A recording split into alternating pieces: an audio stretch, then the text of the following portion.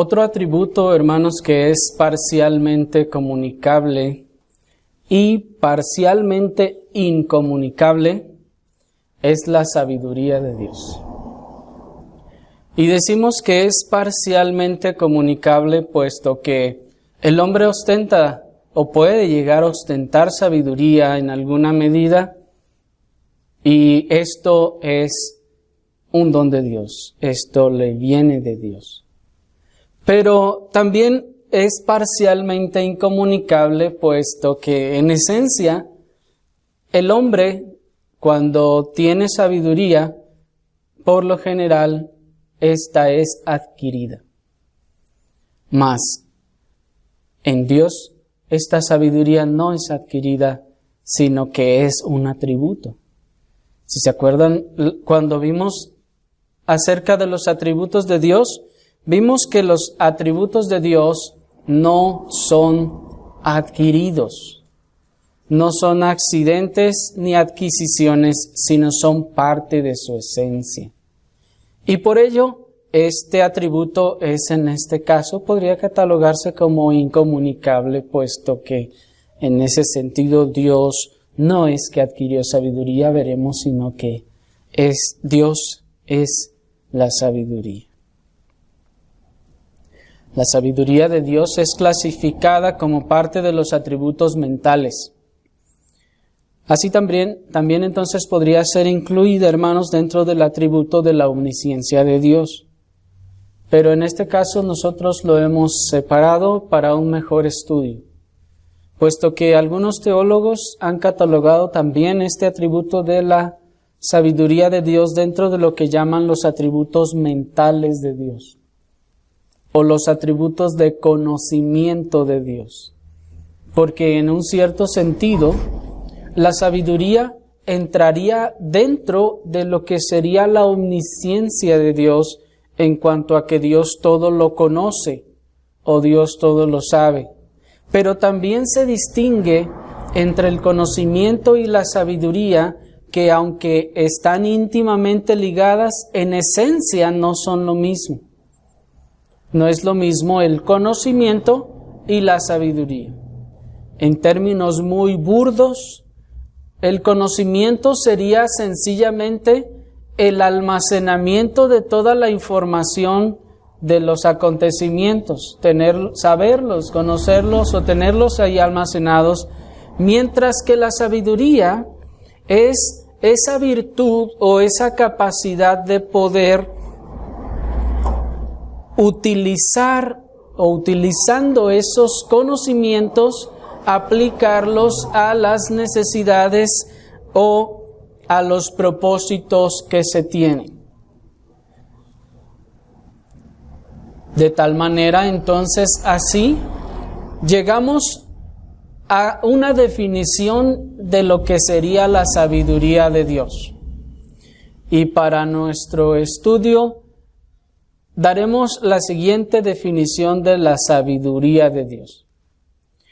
La sabiduría de Dios es aquella perfección de Dios por medio de la cual Dios siempre determina los mejores propósitos y los mejores medios para alcanzar esos propósitos. Se los voy a repetir. La sabiduría de Dios es aquella perfección, sabemos que perfección es atributo, ¿se acuerdan? Por medio del cual Dios siempre determina los mejores propósitos y los mejores medios para alcanzar esos propósitos. Y si se fijan entonces en nuestra definición, el conocimiento es la herramienta que utiliza la sabiduría para establecer o trazar sus planes y sus propósitos. Cuando nosotros tenemos una meta o nos establecemos una meta, por lo general, a veces andamos pensando o meditando cómo le hacemos para obtener esa meta. Y por lo general, escogemos métodos o caminos para llegar a esa meta. pero como nuestra experiencia nos ha enseñado, por lo general nos fallan de muchas formas o tienen que ser corregidos conforme vamos caminando. E incluso a veces nuestras metas mismas se llegan hasta a desvanecer o en el mejor de los casos hasta cambian nuestras metas, ¿no es así? Decimos, queremos lograr tal cosa para tal año si el Señor nos concede, pero va pasando el tiempo, se nos acerca una cosa, se nos atraviesa otra y entonces decimos, híjole, creo que no vamos a poder alcanzar esto que queríamos, pues vamos mejor a tirarle ahora a esto otro.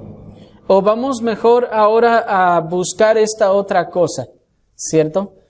Nuestros propósitos tienen a veces que cambiar, ya que las circunstancias de nuestro medio y nuestra incapacidad nos impiden llegar a esas metas.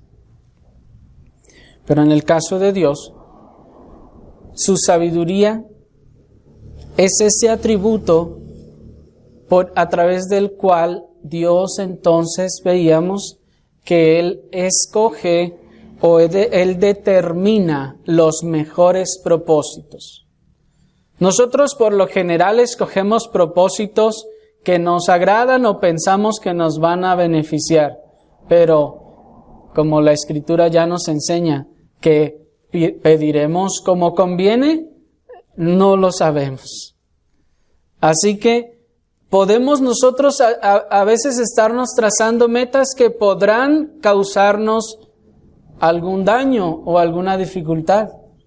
Pero Dios, hermanos, en su sabiduría y en su omnisciencia, Él se traza los mejores propósitos, a aquellos propósitos que son tan sabios que traen el mejor bien para todos, y no solo en su objetivo final, sino en su proceso.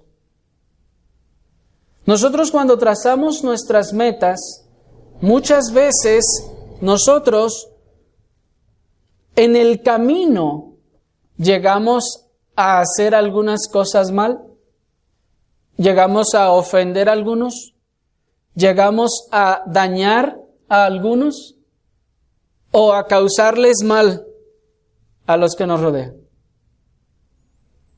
Y es ahí entonces de donde vienen muchas de las máximas de que el fin justifica los medios y que puras cosas así, ¿no?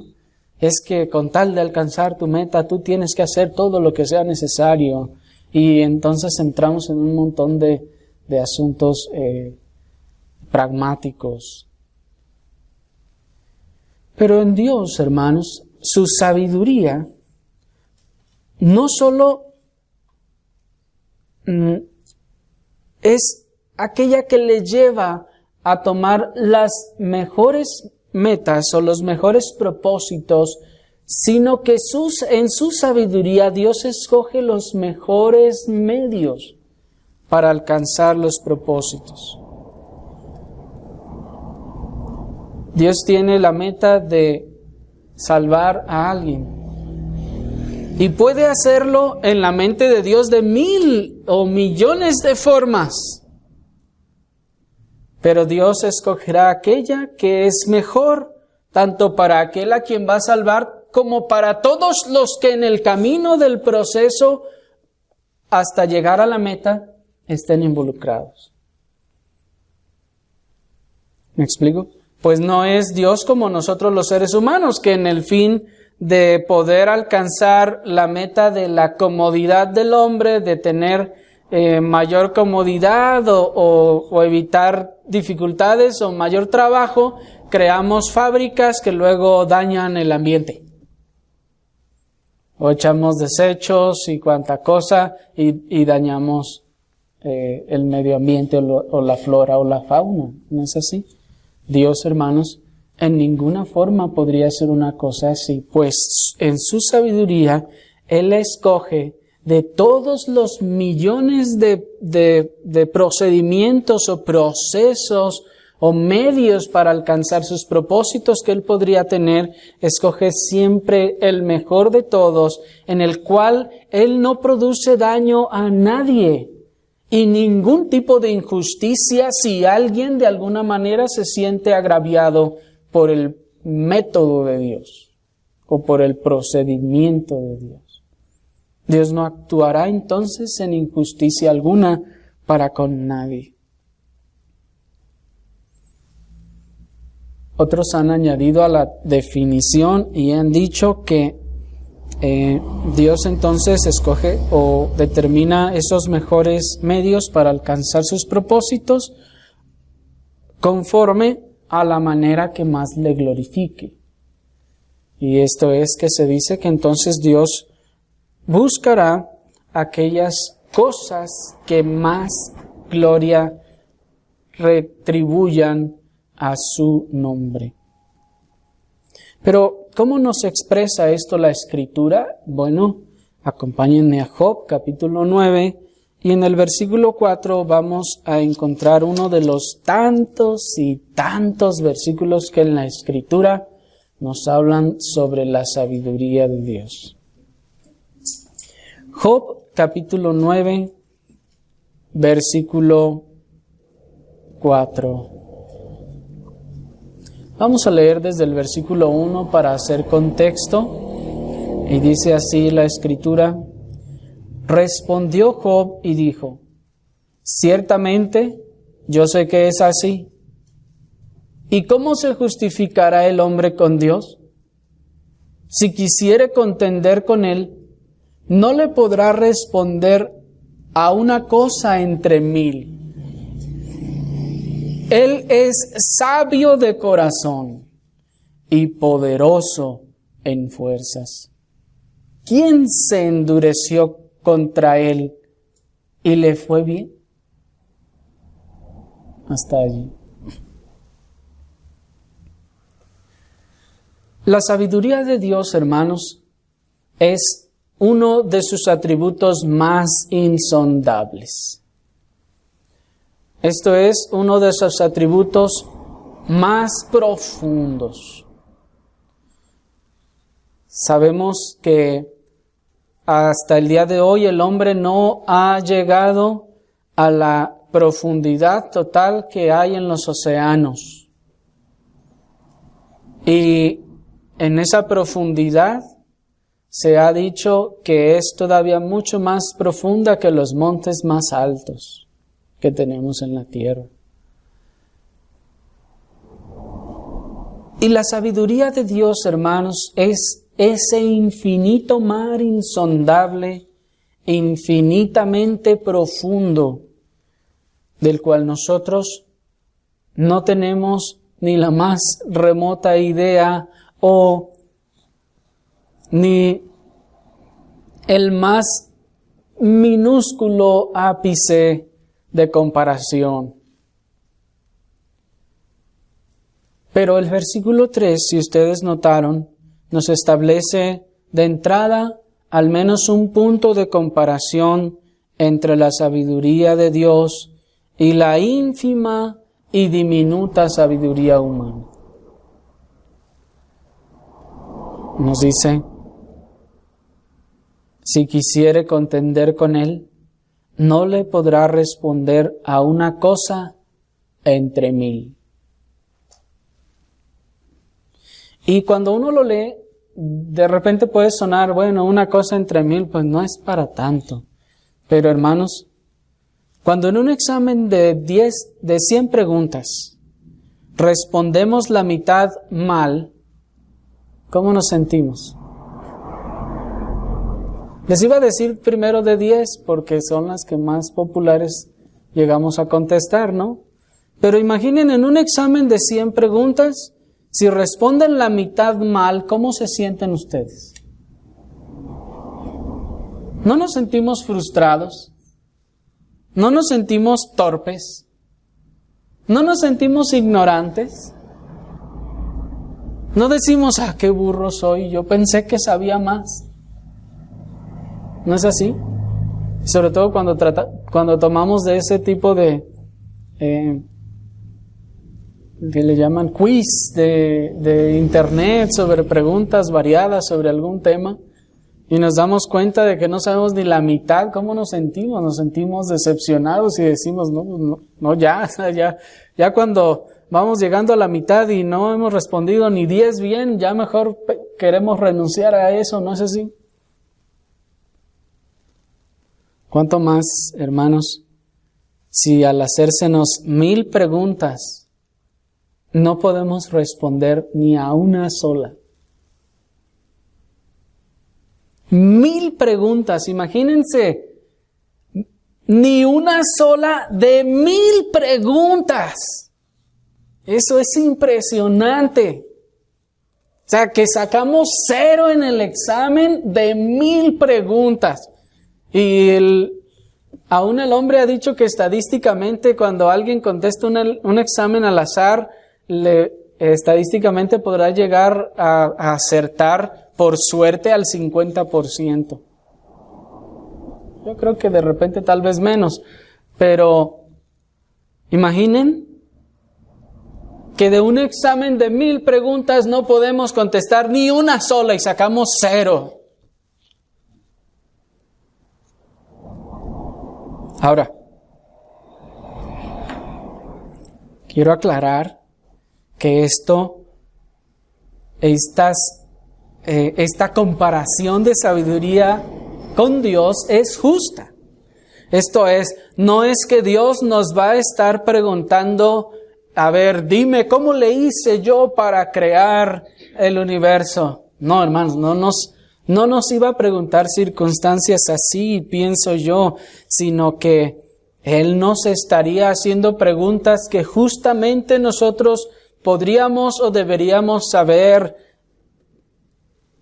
desde el punto de vista bíblico y lo que nos enseña la Escritura, hermanos. Y que el ámbito de sus preguntas no serían tales que Él solo sabe. No sé si me explico. Así pues, hermanos, la sabiduría de Dios es infinitamente insondable y no se puede comparar a la nuestra más que para decir que es una infinitésima cantidad la nuestra, pequeñísima, infinitesimal, en comparación de su sabiduría.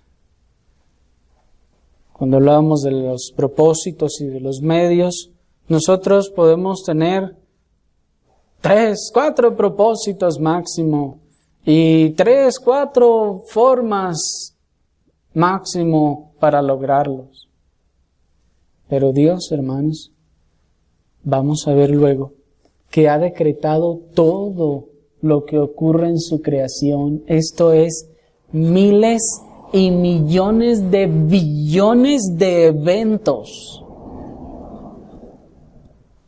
de los cuales Él ha trazado y pudo haber imaginado millones de formas para lograrlos. Y Él ha escogido aquella que mejor bien hace y cumple su propósito. ¿Me explico? Así pues, hermanos, la más grande supercomputadora que el hombre pudiera crear no es en ninguna manera comparable con la infinita sabiduría de Dios. Y el verso 4 nos dice, Él es sabio de corazón. Cada una de las cosas que nosotros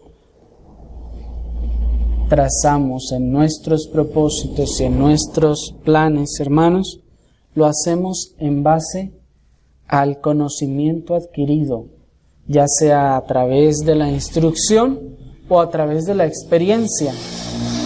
Pero nosotros, adquirimos esa sabiduría. Nosotros aprendimos de algún modo a actuar de una u otra forma. La Escritura dice que Dios es sabio de corazón.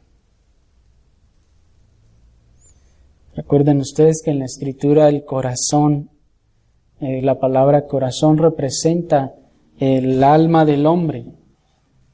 En el caso de Dios, hermanos, estaríamos hablando de su esencia, estaríamos hablando de su sustancia.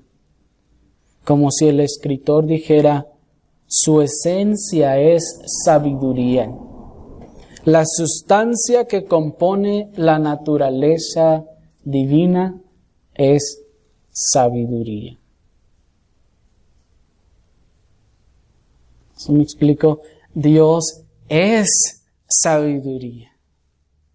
Él en su esencia es sabiduría. ¿De qué está compuesto Dios? De sabiduría. De tal forma, hermanos, que es correcto decir que Dios no tiene sabiduría.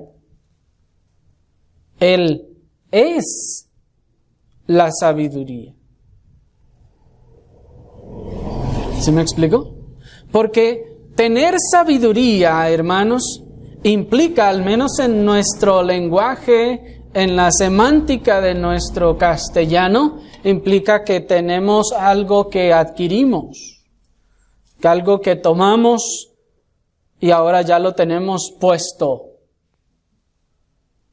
como si fuese un accesorio nuestro.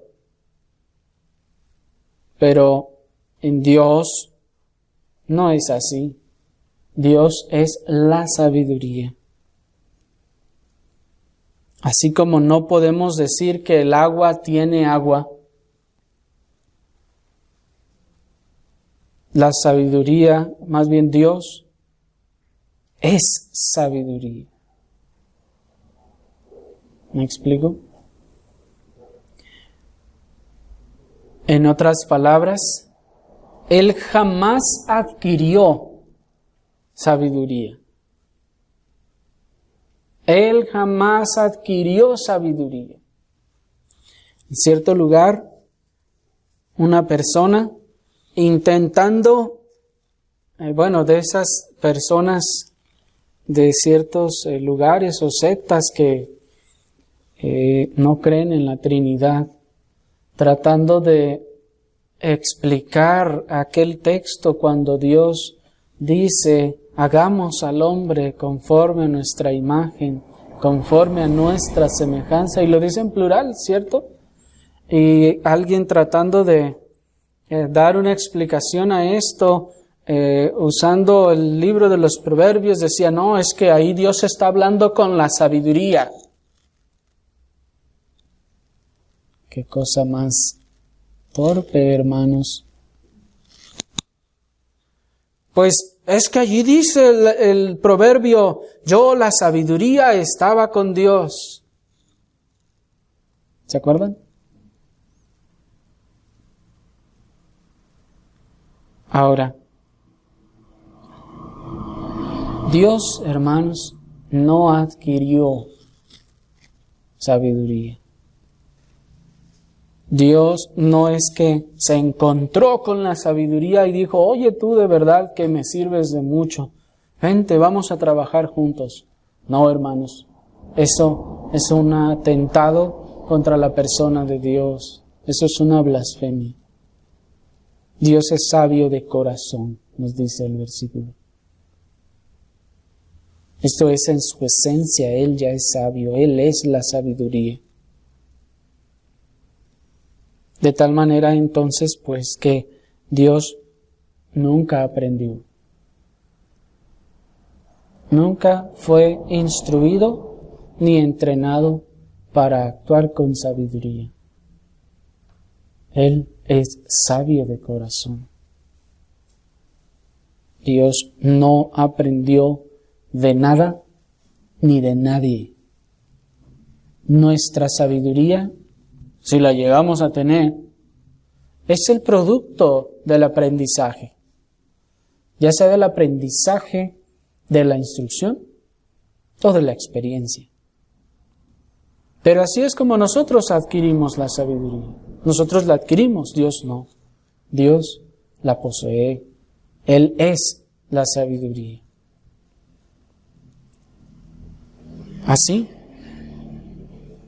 Él no tuvo que aprender de ninguna forma.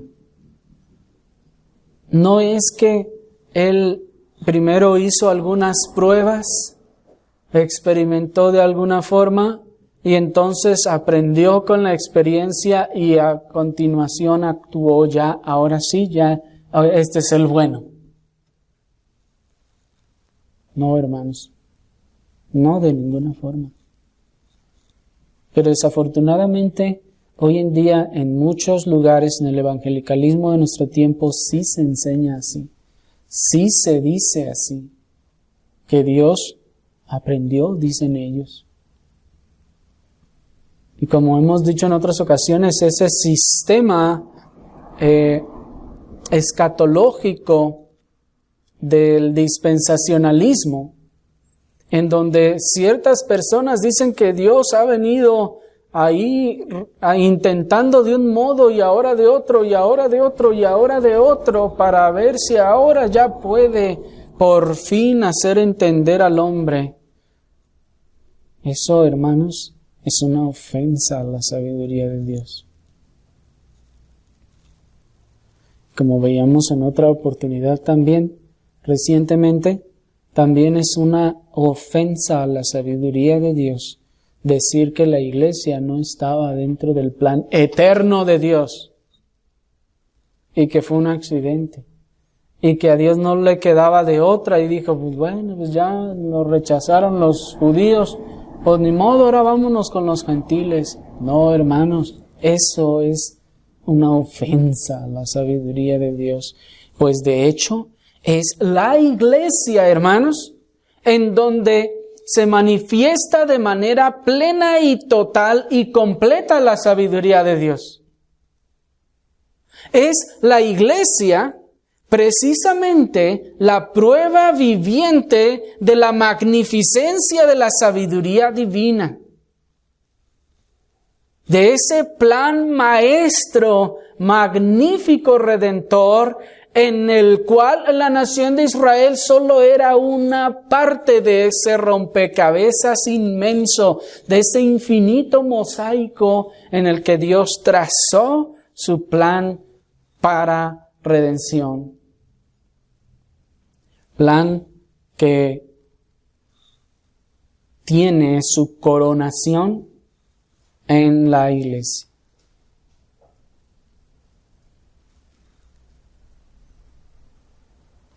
Así pues, ya que Dios no aprende, Dios no aprendió, ni adquirió experiencia, ni aprendió de intentar varias veces, sino que es sabio de corazón y desde el principio conoce el fin de todas las cosas y escoge los mejores propósitos y escoge los mejores medios para lograr sus propósitos de tal manera que no tiene que corregir nada de lo que hace.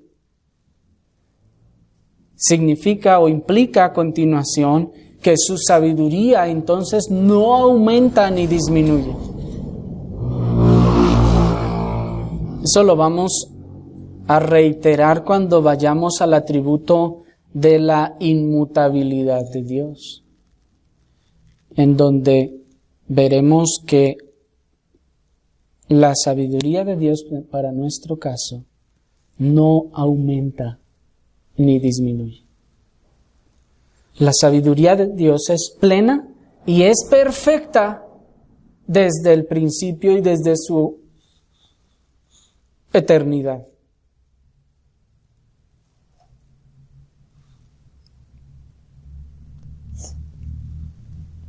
Porque decir que Dios ha intentado de un modo y no le funcionó y ahora intentó otro y no le funcionó y ahora esto, no solo está insultando su inteligencia, sino que también está diciendo que Él aprende.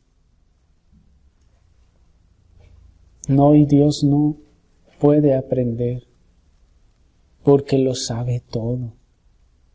Es imposible que Él aprenda. Y tan solo el hecho de decir que Él aprende también tiene implicaciones ofensivas a su persona, puesto que implica que hubo un momento en la historia o en la eternidad, como ustedes quieran llamarlo, en el que Él no era tan sabio como lo es hoy. ¿Se fijan? Y se dan cuenta cómo volvemos otra vez a esa idea muy humana de Dios que se tiene hoy en día. Cómo se ve a Dios como si fuera un humano, como si fuera como nosotros. Pero no, hermanos, Dios no es como nosotros.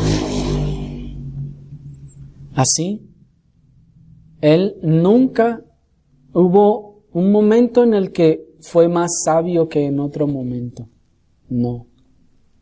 Puede sonar atractivo o bonito que alguien quisiera decir que la sabiduría de Dios va creciendo y va... Pero no, hermanos, eso no es posible. Porque eso también tiene implicaciones negativas. Y vamos a ahondar un poco más cuando vayamos al atributo de la inmutabilidad de Dios.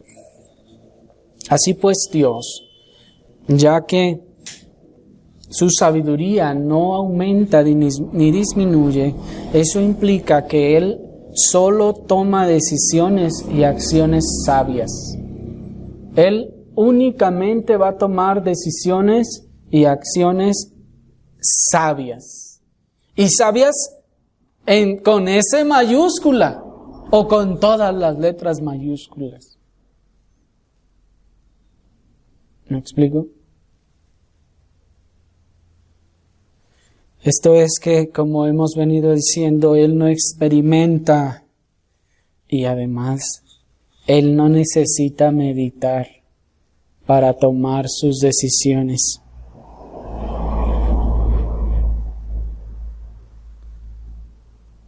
Y entonces Él no las cambia. Si Él no necesita meditar para tomar una decisión, pues su sabiduría es tal que en, digamos, nanosegundos para nosotros, si quisiéramos atribuirle un tiempo al procesamiento infinito de la sabiduría divina, Él toma una decisión. Hermanos, esa, como dijimos, es la más sabia y en su método más sabio. Él no necesitó estar, es que si le doy por acá, luego va a pasar esto otro, si le doy por acá. ¿Sí me explico? Eso lo hacemos nosotros porque somos torpes, porque no conocemos lo que va a acontecer y porque no tenemos poder para hacer que nuestros propósitos se cumplan. Y Dios no puede tomar acciones ni decisiones no sabias, digamos, ni aunque quisiera hacerlo.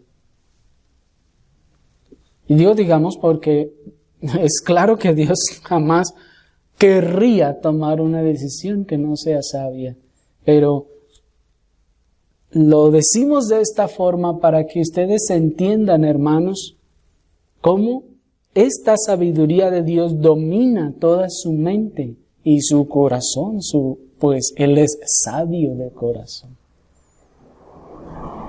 Aunque quisiera, no podría, porque Él es sabio de corazón.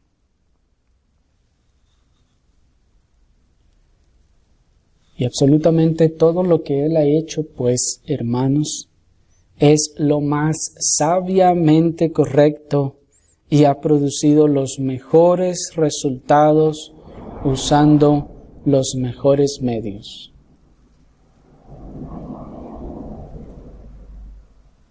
Y así, vamos a ver, hermanos, en lo que nos resta el día de hoy y los siguientes domingos, acerca de la sabiduría de Dios. Veremos esta sabiduría en su creación, Veremos luego esta sabiduría en su plan de redención y veremos esta sabiduría en los hombres. Y cuando veamos esto aplicado a los hombres, vamos a hacer una distinción entre los creyentes y los incrédulos. En cuanto a la sabiduría de Dios en su creación, el Salmo 104, versículo 24, nos da un buen referente con respecto a la aplicación de esta sabiduría divina en su creación. Salmo capítulo 104, versículo 24.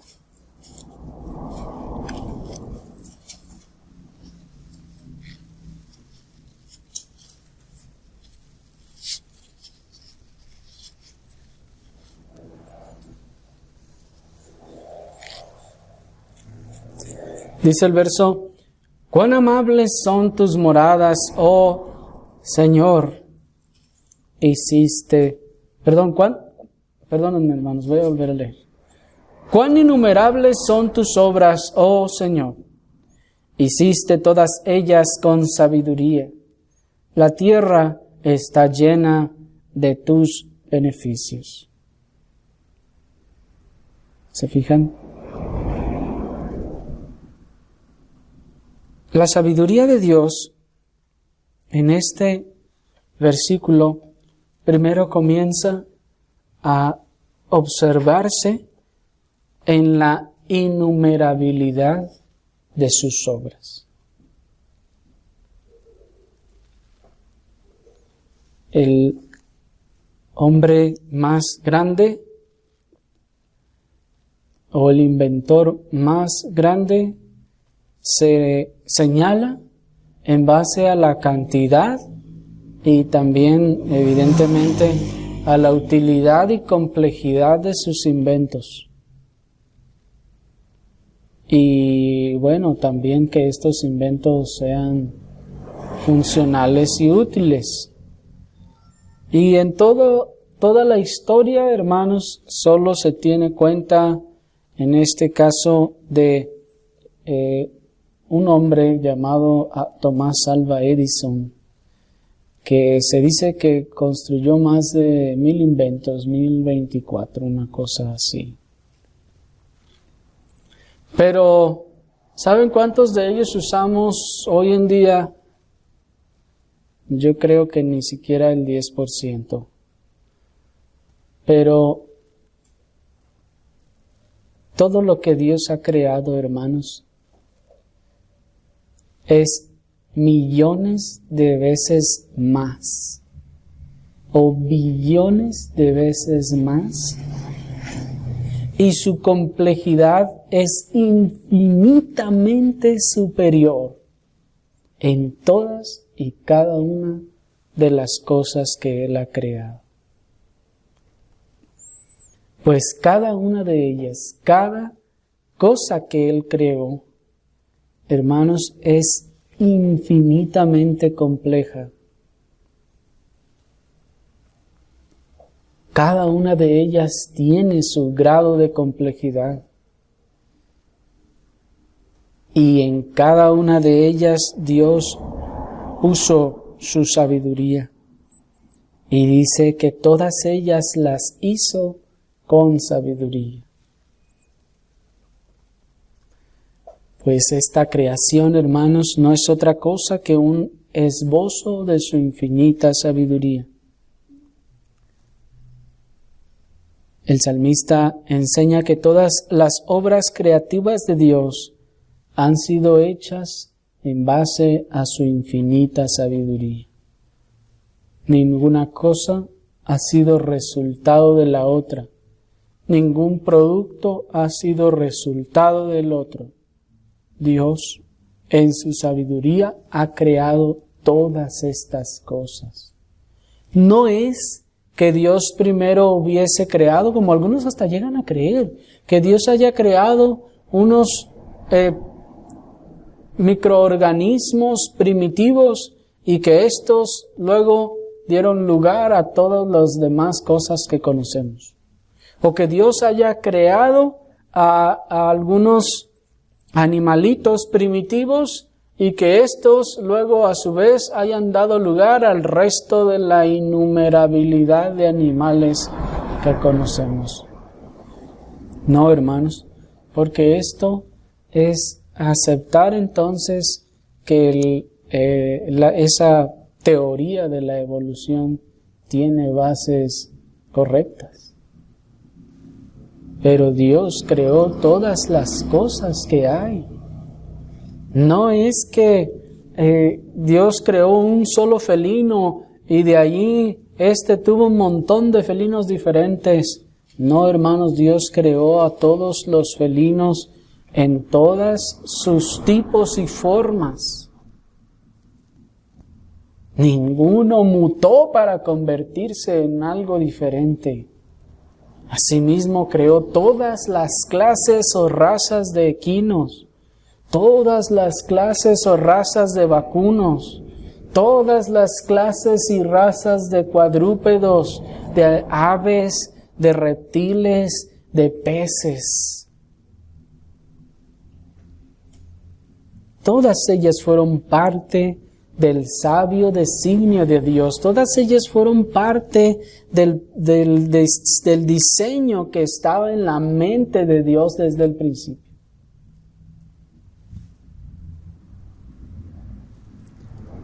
Tan solo con observar a los animales podemos observar, hermanos, la perfección de la sabiduría divina con la que los creó. Son seres, hermanos, complejos, tremendamente complejos. Son tan complejos al punto que el hombre ha querido incluso asignarles un alma a los animales, pues ve cómo su conducta, ya no solo hablemos, hermanos, de su pelaje, de su constitución física, de su fuerza, de su color, de lo que ustedes quieran. Además de eso, sus conductas son distintas de un animal a otro, incluso dentro de la misma familia. Unos felinos se comportan de una forma y otros de otra forma. Unos caninos se comportan de una forma y otros de otra forma. Y entre ellos se comportan diferente. ¿Y es acaso que Dios nomás lanzó semillas ahí y ¡pum!, salieron y ya cada quien agarró su camino por donde quiso? No, hermanos, Dios determinó las conductas de cada uno de esos animales. Dios las diseñó para que éstas, a su vez, cada criatura en su sabio designio, se integrara en toda su creación de forma completa, de manera simbiótica. Esto es, que con su conducta, con todas sus características, contribuyera a la grandísima creación que Dios había hecho. ¿Sí me explico? Que cada animal contribuyera a la complejidad de la creación de Dios.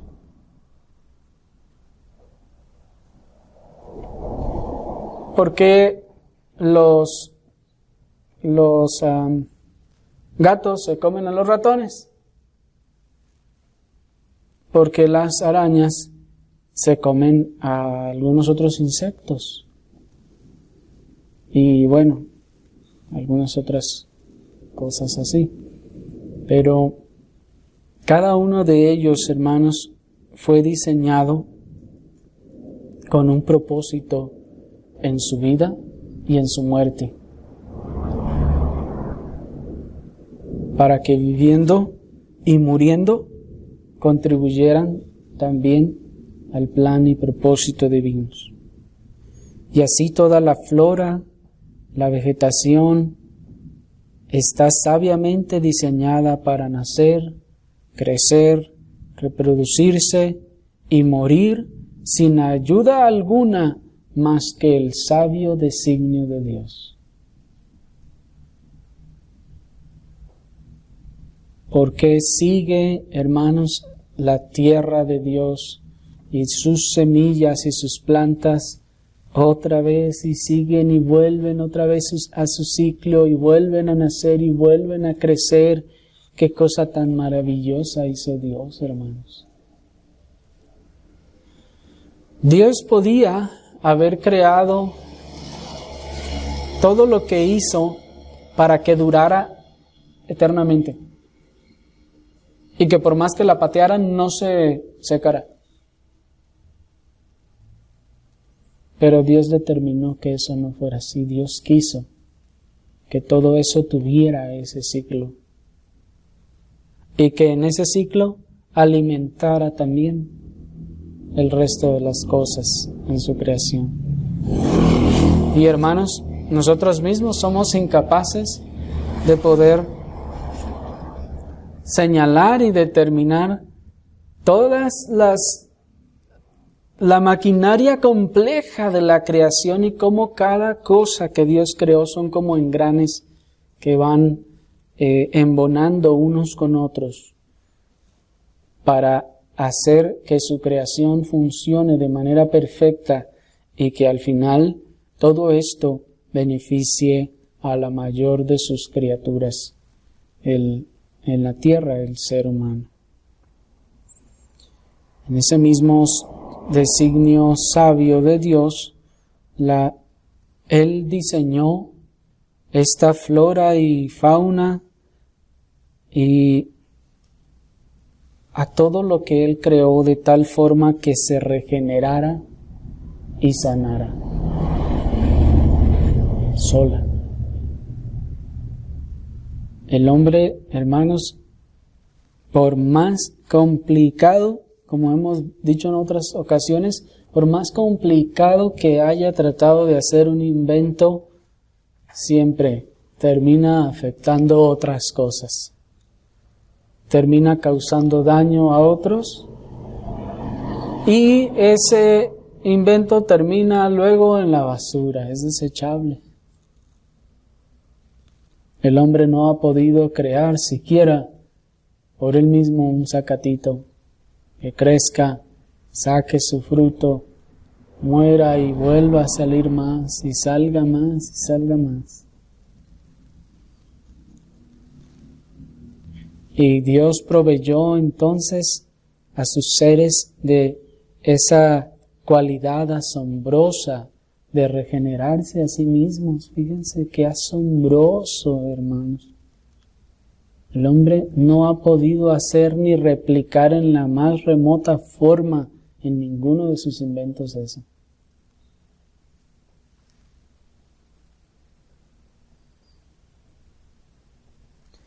Dios hizo los ríos para recorrer inmensas distancias y así abrevar a toda clase de flora y de fauna. Qué cosa tan maravillosa, hermanos. Dios proveyó e hizo salir los ríos que corrieran kilómetros y kilómetros, como dice el Salmo, para dar de comer a todas las bestias del campo.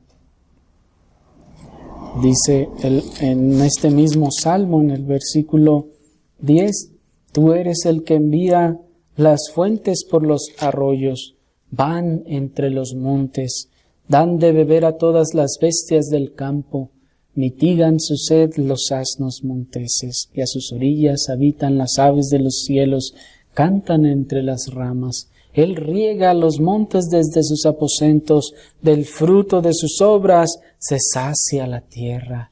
Y luego dice, hace producir el heno para las bestias y la hierba para el servicio del hombre, sacando el pan de la tierra y el vino que alegra el corazón del hombre, el aceite que hace brillar el rostro y el pan que sustenta la vida del hombre. Y luego dice, se llenan de savia los árboles del Señor y los cedros del Líbano que Él plantó. Y continúa, dice cómo estos cedros aún sirven para que allí las aves hagan sus nidos, y en las hayas, dice, hace su casa la cigüeña. Y los montes altos los hizo Dios para las cabras monteses, y las peñas madriguera para los conejos. Y puso la luna para los tiempos, y el sol conoce su ocaso.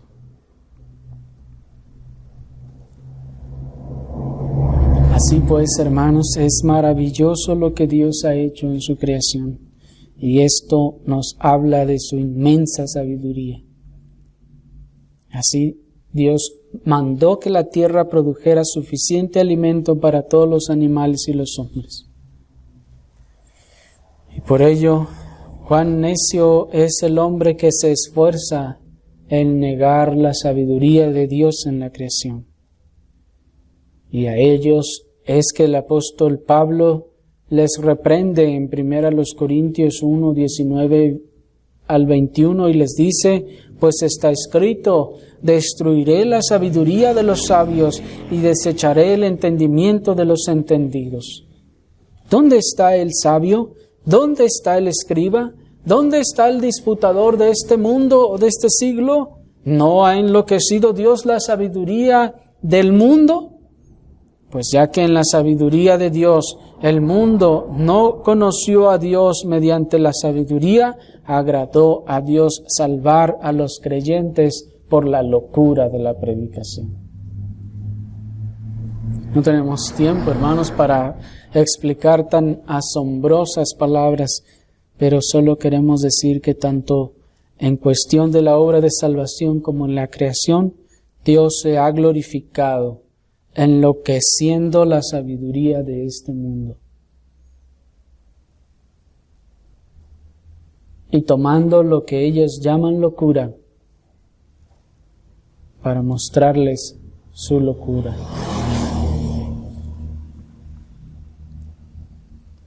Y así los hombres impíos, enloquecidos, prefieren creer en absurdas y locas teorías tan faltas de razón y fantasiosas y tan faltas de sentido común que ellos mismos se inventaron para rechazar a Dios en sus conciencias.